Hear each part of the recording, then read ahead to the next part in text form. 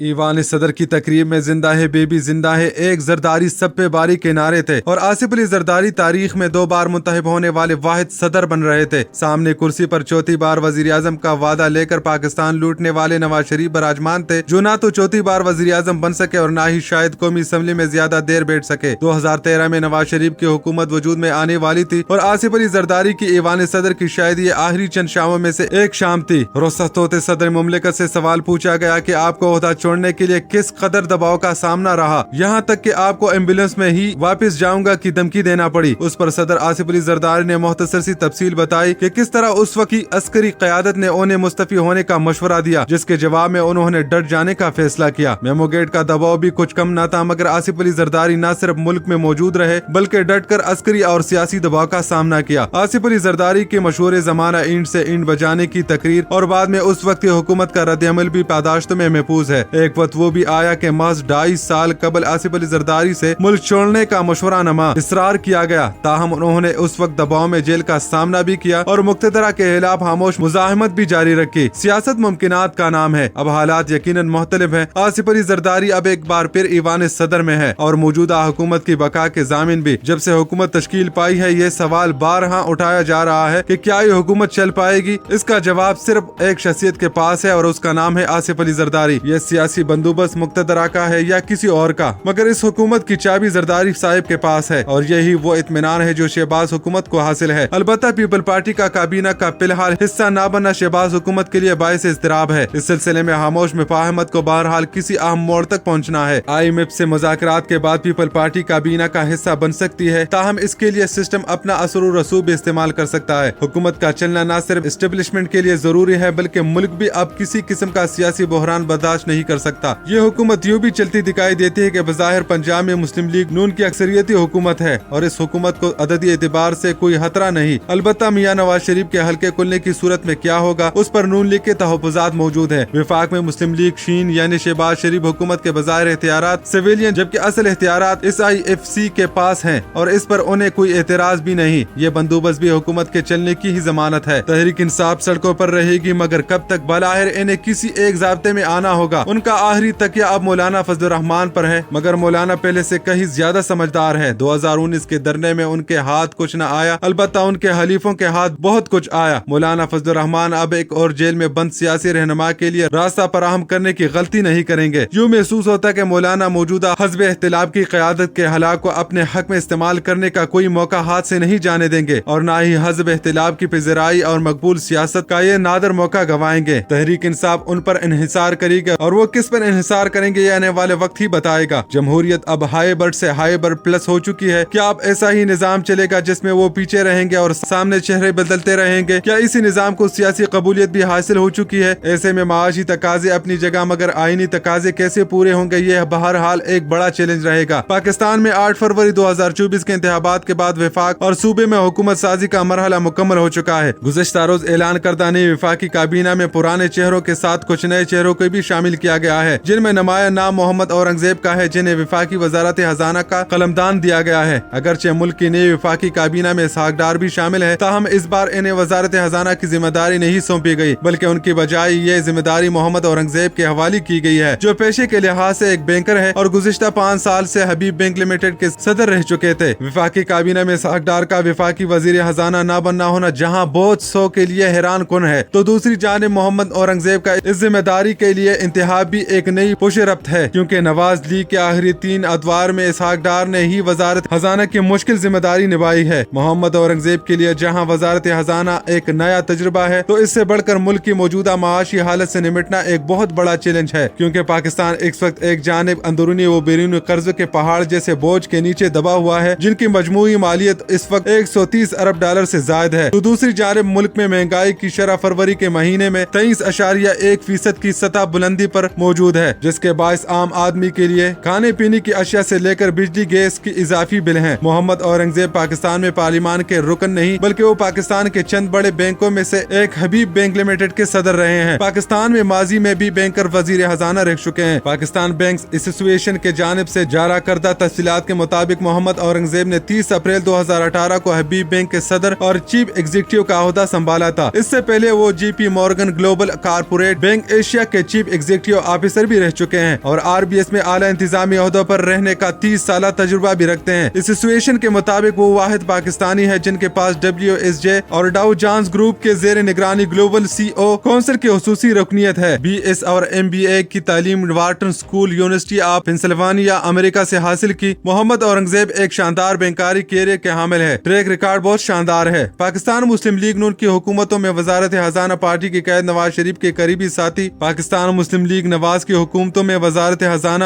Party کے قائد نواز شریف کے قریبی ساتھی اسحاق ڈار کو سونپی گئی۔ اسحاق ڈار پہلی مرتبہ 1998 میں نواز لیگ کے دور میں وفاقی وزیر خزانہ بنے، تاہم 2017 میں نواز شریف کی سپریم کورٹ سے نااہلی کے بعد جب شاہد حقان عباسی اپریل 2022 میں تحریک انصاف کی حکومت کے خاتمے کے بعد شہباز شریف کی وزارت عظمیٰ کے پہلے 5 مہینوں تک مفتاح اسماعیل وزیر خزانہ رہے، تاہم ستمبر 2022 کے آخر میں اسحاق ڈار ایک بار پھر وزیر خزانہ بن رہے۔ تاہم مسلم لیگ نون کی موجودہ نئی مخلوط حکومت میں اسحاق ڈار وفاقی وزیر خزانہ نہ بن سکے۔ ان کے وزیر خزانہ نہ بننے کے بارے میں سینئر صحافی کیونکہ ان کی وجہ سے پاکستان کا بین الاقوامی مالیاتی فنڈ IMF سے پروگرام جون 2023 میں تقریباً ڈی ٹریک ہو گیا تھا۔